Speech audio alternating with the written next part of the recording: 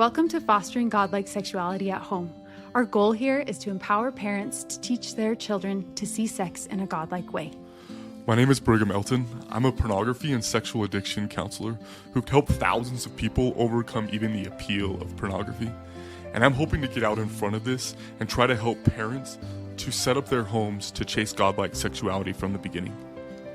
My name's Andrea, a mother of 4, and I'm learning alongside all you listeners. I'm excited to have these discussions. Thanks for joining us. This episode covers an important topic that many parents struggle with: how to effectively follow up after a conversation about pornographic exposure with their child.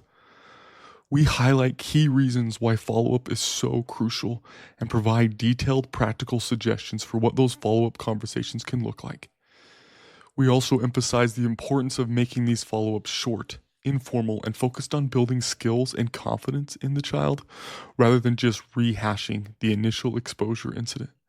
We also stress the values of both parents being involved in the follow-up process. This episode will offer parents a thoughtful, nuanced approach to navigating this sensitive but critical area of parenting.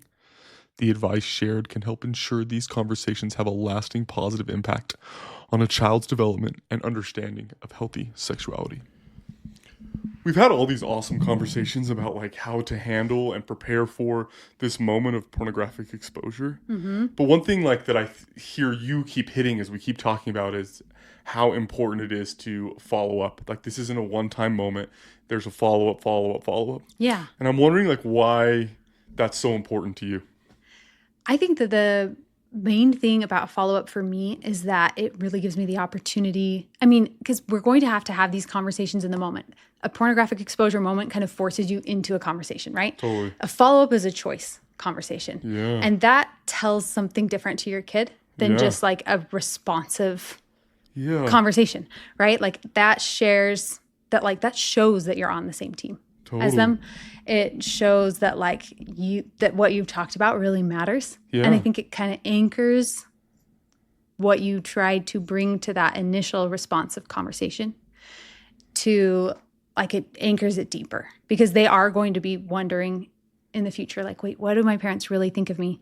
Totally. Even if we responded really well in those moments, they are still going to question themselves as they continue to reprocess what that was for them. Yeah, because not only are they reprocessing that moment, but like these moments aren't done for them just because it's their first one. You know, when we talk about like pornographic exposure, most of the time we're kind of talking about their first one. Yeah. You know, but like this is a constant thing that's going to be constantly happening for them. So one, we have exposures that are going to be happening for the rest of forever. Yep.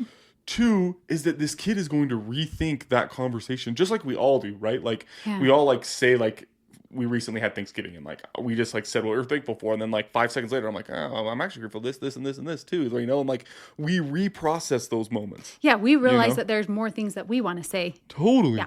Right, and that's going to be happen with this exposure moment where you were like, kind of, here it is, you got to do it now. Yeah. You know, and also when it comes later, like you get a chance to rethink about that and then go like, okay, how do I want to approach this? So you're as a parent going to be coming from a lot better emotional state. Yeah, and a follow-up. Yeah, totally. Because you've already like, okay, I've processed this, I've settled, I want to talk about it again. Yeah, you know? Absolutely. And then also you like not only emotionally, but mentally, you probably have some type of direction. You know? And it can be a little less like frazzled, oh no, what should I do? To this like, okay, I have a plan, I'm choosing, right? Like you said, like this is a real choice. Like I'm choosing to have this conversation with you. Yeah. Totally. Yeah, and I think it's helpful. Like sometimes I think parents are nervous, which I just as a little sign, like this nervousness is a sign that you're a little bit afraid of sex. But like they're this nervous that like if I talk about this with my kid, it's going to bring it up for them again. Yeah. Yeah, and it's like, well, one, let me just tell you that they already are thinking about it. Yeah. Like they are. Like this was a big moment. You even had a formal conversation about it. Like their brain is still thinking about it. You know? Like on some level. Yeah, on some, and honestly, on and off for the next little while. Yeah. Right? Like semi-recently we did our like conversation, like the talk conversation with our daughter. And she's brought it up like 7 or 8 times in the past couple months. Yeah. You know? Like it's on her mind. Right? And so it's not like you're invading your kid with sexual thought, which again would be okay. But I just think like let that fear go. You're just being a part of it now. Yeah. Like you're being part of their sexual thinking Just processing. your role as a parent. Yeah. Be part of their processing. Yeah. You know, and help them to learn to process things in a healthy way. Right. And so let's talk about like the initial follow-up, right? So we have this like moment that happened to us, whether it was they came forward or we approached them about something that we saw. Okay. Right? Like the first follow-up I would recommend being within like 24 hours. Like within 24 hours having something, right? Yeah. What are some ideas that you have of like what you could do in the first 24-hour follow-up? I think that you should share yours because you are like, I love how detailed you are and what you think a follow-up should look like. And you've got some awesome ideas that were new to me. When I would think of a follow-up, it still felt more formal. And I loved hearing like your ideas of how small and informal and like positive they can be for the kid. Okay, so here's a couple ideas that I honestly just came up with recently. Like one of them, and I've seen actually a parent do this one, and so that's stuck with me. They're just a sticky note person. Like they have sticky notes all over their home, and they just like leave sticky notes for their kids, you know? And like this mom that like wrote on the sticky note and put it on their kid's mirror of just like, man, I'm so proud of you. You're becoming an adult. I'm grateful for our conversation. Thunk on the mirror, done. Yeah. Right? Like that kid knows what it's a reference to. No one else does. Yeah. You know? And that kid's hopefully doesn't clean up their bathroom very often, and it's going to stay on the mirror for like a week. And they're going to get that constant like, oh, my mom's proud of me. One of the things I love about that idea is that like you're not putting the kid in a position where they have to really even respond to that, you know. That removes some of the tension that I would normally initially think of as being part of a follow-up conversation. It's like re-bringing up this whole thing and redoing like a whole conversation two ways, right? It doesn't have to be that way. Yeah. And something physical also allows them to process it in a drip, like in layers, not like all at once, right? Like they see the first time, they're like, oh, my mom, you know, and then they see the second time, they're like, oh, you know, and like there's going to have like 5 or 6 different processes to something like that, where it's like this in front of you thing you get to see multiple times. So that like a note, text, something like that would be awesome. And that ultimate like message that syncs as it drips, right? Is my mom cares. Yeah. Or my dad really meant what he said and is proud of me. Yeah. Yeah. And like is thinking about me, you know, cares about me. There's like this honestly, like I saw actually like at a restaurant this morning, there's this guy who had this shirt that said dad on the front and on the back. It said definition of dad. And it's like someone who believes in you and like wants to support you and also has great jokes. And I was just like, yeah, that's what I want to be as a dad. Like I want them to come away with this message of like, we're on a team. I support you. Like I'm proud of you. Yeah. Right. Again, independent of whether they came forward or not. Like I'm still proud of them. Yeah. For like even having that conversation and sitting there with me, you know? One of the other things you've said before is like if you've had a conversation and then you're reprocessing your conversation and thinking, oh, I should have said X, Y, or Z, that like sending that in a text like, hey, I've been thinking about what we talked about and something else I want to share. And then it can be like, you're just letting them know that there's more you want to share. Totally. Or you can actually share that message right there in the text. Yeah, exactly. Right. Yeah. There's more I want to share. Let's talk about it later. That's awesome. Especially if like you're looking for a response from them. But if it's really just your message, it's awesome to throw it in a text. Again, they get to read that 4 or 5 times, you know? I have this note-taking system that I love that listens to all my meetings with people, and then it gives me like a 6 bullet point summary of all the meetings. And it's like, oh, I remember it so much better. And like, I know a mom who, when she has heavy conversations with her kids, she'll send them a text saying, I loved this about our conversation. Oh, that is cool. Boom, boom, boom. Like 4 things that she kind of wants to be stressed from that conversation. Yeah. And she gets a chance to re-put it down, and again, it's in front of that kid's face. Right. And that reading it, because you see it, you read it, you think about it, like it gives you a little more chance to process it and let it sink. I think it's also cool for our kids to like get the messages that we're trying to send in different formats, right? Like now all of a sudden sex isn't something that I can only talk to face with mom and dad about, but I can even send a message and be like, I have something I want to talk to you guys about, right? Yeah, when they come up against something else in their life, whether it's pornography or whether it's something else, like they know that they can send those messages the same way you are. Yeah, texting is an awesome opportunity for them to like initiate a conversation. For us, it's awesome. Another one that I've seen is like using touch as a follow-up, you know? Sometimes it's just like the next day giving them a hug, like a little bit more of a hold hug than normal. You know, that's just this like, hey, I'm here for you. I'm with you, you know, and that like we talk about in the scriptures, like reprove with sharpness and then show an increase of love. Like even just like they need a little increase of connection this next couple of days, even if you hopefully like, not a lot of approval, but like, let's like increase that connection over the next couple of days and just try to, when you think of them, speak to them that love, you know? I've even seen like parents do the touch, heard about parents doing the touch of just be like, hey, I'm proud of you. Or like, even like a little like hand squeeze, look at them like, I'm grateful that you're open with me. You know, I'm grateful you're my child, right? Just like these little like, they don't have to say anything, little moments, right? And those are the ones I'd be looking to do for the first like day or two. Okay. Is like throw in a couple of those. Yeah. So what's the next follow-up? So the next follow-up for me would be like a couple days later, because this is like with your follow-ups, you're kind of looking for a moment. You're looking for your child to be able to verbally process what they saw. You know?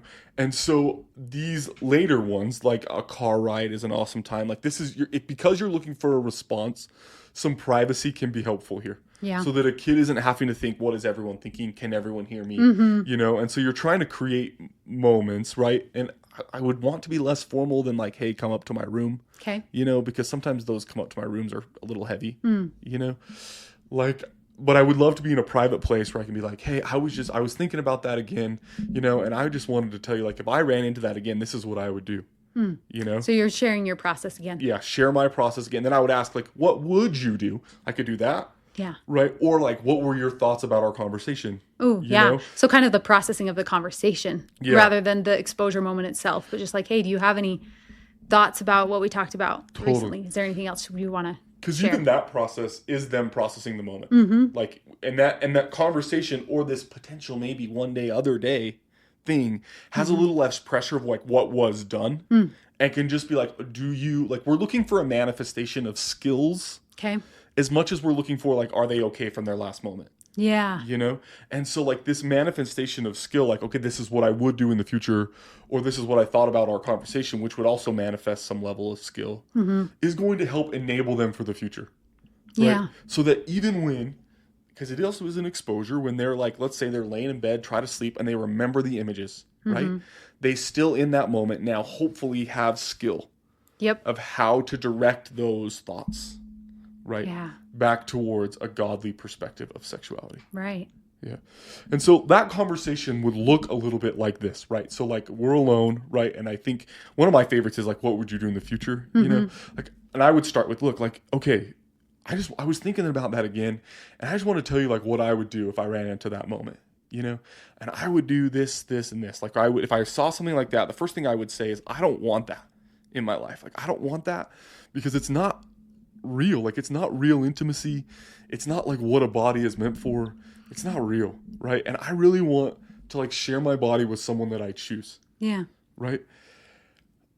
I just like wanted to talk to you about that, son, daughter, because like those moments are a little scary and then we kind of freeze and we don't know what to do, and that sometimes makes them worse. But if we know what to do, then all of a sudden that moment's gone. Right? Now it's like, I don't want that. It's not really real. I want someone who actually chooses me.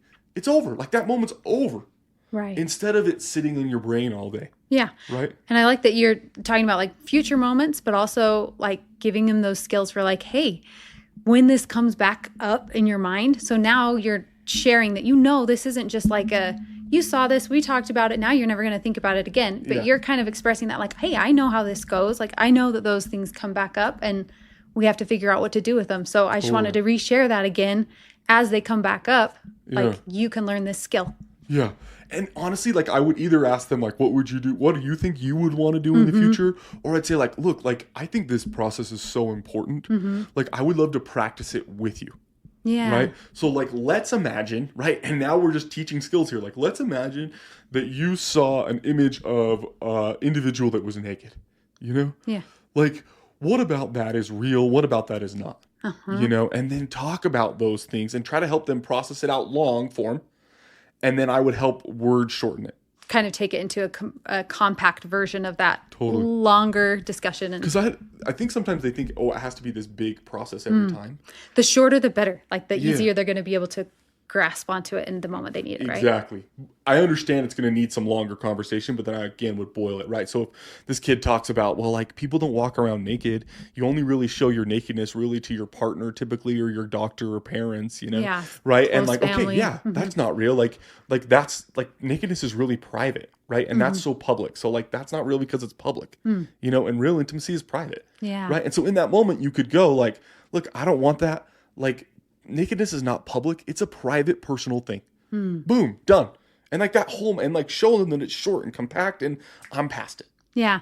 Right. I love how we can see now as parents, like as we shift our thinking. And for me, like shifting my thinking to like these exposure moments are now not something that I'm only protecting against, but I'm actually using to teach things that I maybe wouldn't have been able to teach otherwise very effectively. And we talked about this a little bit with the exposure moment, but the follow-ups are, again, just another opportunity to have a lane into your kids processing and teaching those things. Like our God is a God who uses trial to propel us towards godliness. Yep.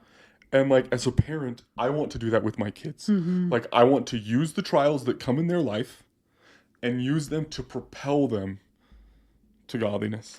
That would be so empowering for kids. Like when they see, just in general, any trials in their life as like, oh, these are just opportunities to grow and learn. You know, these aren't moments that like shifted the way that like my identity or who I am. You know, these are things that can be used to propel me forward. Yeah, that's cool. Yeah, that's a great mindset that I hope to get to. So the next like follow-up checkpoint I'd be trying to hit is probably around 1 week. So we're looking at like one within a day, one in like 3 days, right? It's a little more private and a little more long form. And then one in a week that's also a little more long form, right? Where it's like, hey, let's kind of sit down. Now, it's very similar to the 3-day one where it's like, hey, let's teach skills, show skills where maybe they practice them in real life, maybe they haven't.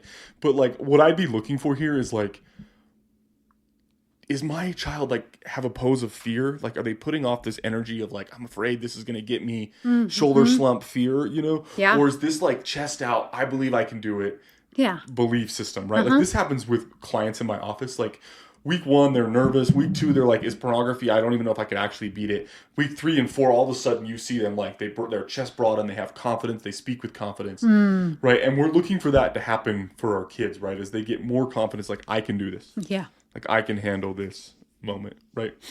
Now, this follow-up, I think it's dangerous if it's just you individually following up with your kid. Like I think there needs to also be follow-up conversations with your partner. Right. Where it's like, hey, how do you feel like that conversation went? This is what I did with him today. Like, or this is what I did with her today. Like, what do you think we need to do in the future? Like these follow-ups honestly should almost follow a partner follow-up that's happening. Yeah. Right. Where it's like, I know you're going to have that first conversation about how do you think that went that night. Then like maybe a couple days later, like, hey, like what else do you think this child needs? Right. Because if you and your partner are talking about this, then naturally both of you will probably be following up with it. So this kid's actually going to get 6 follow-ups in the week instead of just 3. And there's probably one partner that's more inclined to like be more open, right? Totally. With the kid. And would you say that the partner who tends to be more reserved about those things, like their follow-up matters more? Yeah, I just like, it's a little bit of like supply and demand, and because their supply is probably a little less, like the demand feels higher, like, and so those moments can have a little more weight just because we don't, I don't know, it's like, oh my gosh, dad did this, you know? Like it could sometimes seem a little more serious. I would not want that to be a pattern for us. Like I hope that both of us are following up consistently, you know? This is a weird thing, but like for both men and women that are honestly the age is like 12 to 14, their dad's sexual opinion has a little more weight, you know?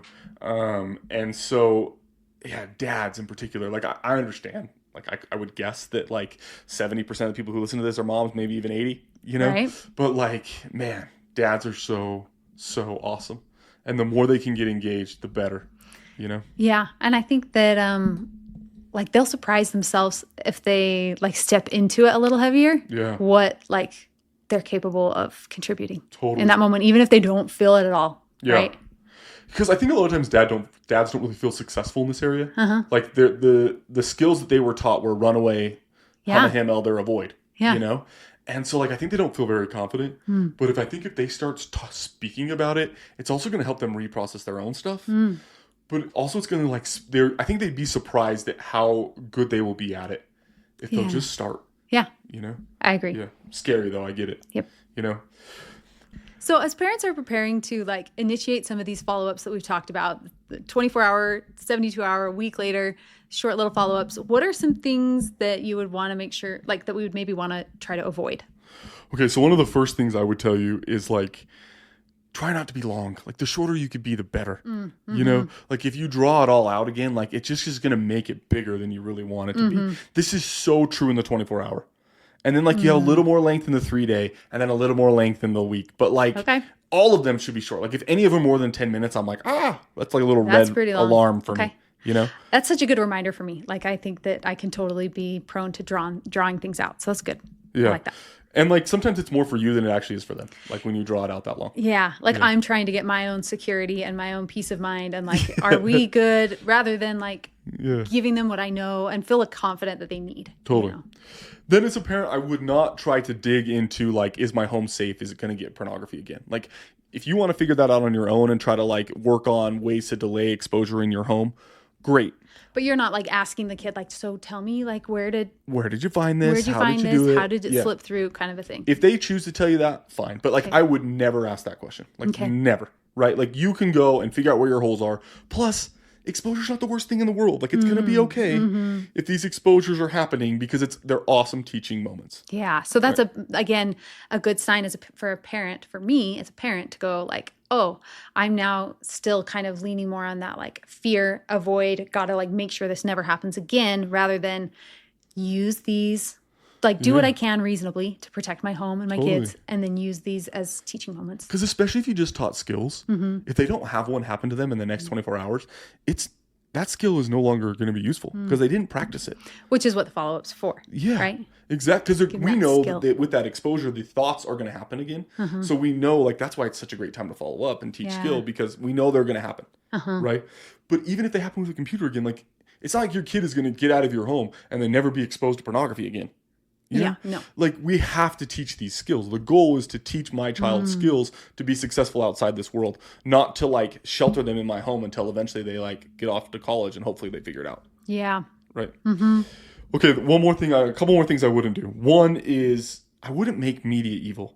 Like, sometimes I think I get that there's a bunch of junk on screens, right? There's also a lot of good. Yeah. You know, and if we make all media evil, they're like, oh my gosh, like, it's just because of these screens, and they like, and like, now the computer's all on lockdown and your phone's all on lockdown, and it's just like, oh my goodness, like, you've just made this phone into something that's, like, evil. A bigger burden than it needs to be.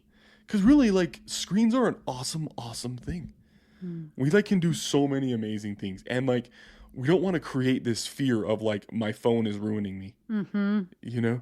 Like, we want to see that as a tool that can go really either way, right? And so I wouldn't go to this, like, all media is evil mindset. Okay. Yeah. Awesome. And then finally is, like, I just would try to not go into a setting that's super formal and heavy. Right? Yeah. You know your kid and how much they enjoy those conversations, but especially if a kid that's kind of a shutdown, like, I would not want to put them in a situation that's super formal. Like, you know, if it needs to be in passing, or if it's in a car ride, or if it's like, you know, you go and check in on them before they go to bed and you have a conversation in their room or whatever. Yeah. And honestly, almost always, like, a setting becomes a little less formal if there's something to do with their hands. And so, like, if you need to go to a room to isolate yourself so you guys can have a private conversation, great. Just, like, maybe, like, have a puzzle out, or like get some fiddler dumb toys or whatever. Like, those are great suggestions. Something, like, if a kid has the ability to move a little bit, it became less formal, just like that. Awesome. Yeah. Okay. Cool tips. Thank you. What are some signs that, like, maybe parents could look for that their kid needs a little more follow-up? I was just really surprised for our family when we were able to dig in a little bit deeper and have more in-depth conversations just about sexuality in general. Yeah. That, like, their questions, kind of like you were saying, your daughter kind of has brought up your conversation several times over the last couple months. That happened. Like, they were initiating, they were coming in and asking questions, they were reprocessing. And like, that's such a good sign, right? That they have those skills, that they're not just in their own head trying to figure those things out. They see us as a teammate, things like that. So for me, when they are doing less initiating, when they are like not pointing things out in their own media or sharing conversations that they had with their friends that they didn't really like or whatever, when those sharing slows down, that's a sign to me that like I need to move uphill again. Like I need to re-energize this topic. So this topic stays flowing. Yeah. Because it is going like, I mean, it is going to atrophy if we're not doing anything. Yeah. I mean, it's awesome to have like momentum and to like have a good conversation and then like do these follow-ups that you just taught us, which were great. But the truth is that we all slip back into what was normal and natural for us. Totally. So as soon as that happens, it's just like a constant check-in with your partner. Like, how are we doing? Do we need to like re-energize this conversation? Just because we did really great at it last year doesn't mean that we're all going to be great at it for ever. And it's going to be easy. Like it is going to take that energy. And I just really believe in like the intuition of a parent, you know? And so if a parent's having these like, hey, we're not talking about this anymore, like that's a sign to me that like a God's trying to tell you like, hey, my children need a little help from you. Yeah. You know? I agree. And so like when those like bells start going off in your head, like, oh, hey, like we haven't been really talking about this anymore. Like, yeah, like a simple follow-up is awesome, you know? And to start with, hey, I was thinking about this, or hey, like I kind of felt this the other day. Yeah. You know, like start with your own process. I think it's kind of dangerous when we like start with a question for them. Like, hey, I want to talk about this topic. Start talking about it. Like that's terrible. You know, it's so much better if it's like, hey, I've been thinking about this. Like I've been thinking about how we used to talk about these things about like what you were seeing sexually and how you were processing them, or what you're running into the media, or things that even your friends said. And you were like, I got to be part of your process. And I love that. Yeah. Like, and I've been kind of missing that lately. I've been thinking like, man, like what's going on for so-and-so? Yeah. Like and like, that's me sharing my process and then giving them a chance to open up as well. Not like, hey, so like what's been going on in your life? What have you been seeing sexually in your media or whatever, right? Yeah. Like we want to set the pattern of openness by being open. And that will help them to be open as well. Yeah. So us being open is an important part of like creating that. Yeah, and open first. Like you being open and forthcoming first is going to help them to be open following you. I love that. I think another thing that is important is just in the home, just kind of thinking about what kinds of conversations you're having about other topics as well, right? Like is having a formal conversation about something an oddity. An oddity, and only happening when it's about like sexual stuff or like pornography or exposure moments? Or is, as a parent, am I doing enough to like make some short conversations with my kids about other meaningful things that are happening in their life? Because we're all running around doing a million things, and we can really get caught up in just like what's next, the next moment, without really taking time to like process what has happened in other areas of life. So then it becomes easy to fit this in if you already have follow-up check-in conversations with your kids. I have a very intentional parent who just became one of my clients, and we were talking about all these kind of conversations and stuff, and they showed me this, like, we were talking about yearly planning or whatever, just like after our appointment we were chatting, and they showed me that like with their kids, they do like a monthly talk about all their kids, and then they have like, what values or things are we trying to teach to this child right now? And they have their list of like 3 to 5 things. That is cool. That's like on that list. So then it just helps them to not just, you know, again, like if you just let it go, you're going to like kind of decay and atrophy, right? And so like they're like, we want to stay on top of this. Awesome. You know? And like I just thought that list was so awesome. Like they had on one kid it was like puberty, on another kid it was sex, another kid it was like practicing using a phone for the first time, another kid it was like, okay, like how to receive a no. You know, another one, it was body boundaries, you know, like it was just, and it was so cool to see like, okay, these are their focuses and how powerful intentional parenting is. Oh, I love that. And finding something that works well for you and your partner and like creating that together. Because creating that plan for everyone isn't going to work. Yeah. You know, but for a lot of people, like I think just bringing that intention is really powerful, you know, I agree. Instead of just a list in your head, having a real list can really help. Yeah. Yeah. I want parents to know that I have like a lot of confidence in them, you know?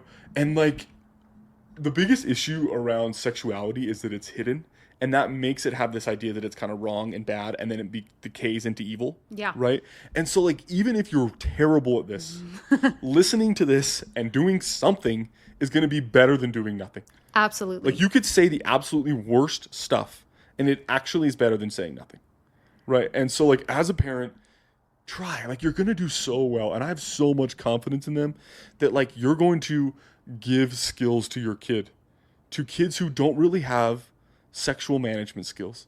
And that's going to give them so much confidence, because when you have skills, you gain confidence. That's true pretty much everywhere. Yeah. And I think those are principles we try to teach our kids too, that like they're going to mess up. They don't have to be perfect at life, but the goal is to like go for it and to show up, right? Yeah. So that's a good word of advice for us too as parents. Thanks for joining us for this discussion today. We hope it was valuable for you and your families. Our website, trueconnectionsrecovery.com, has a bunch of resources that you can access to get support from us. Yeah, there's a lot of different ways we're trying to help individuals, right? Whether it's through like individual recovery, like partner support, even like parental support, like how can I set my home up as a place for success? Yep. We will be putting like technology management resources, other educational tools, or like workshops that might be up and coming in the area. Just trying to provide ways for like families to feel supported, right? And so all of that you can find there on that website. The more that this gets shared, and like as you talk about it with others that you know, like the discussions kind of flow, and we can all grow in this area together. Yeah, we really succeed as a community. Yep. Thank you.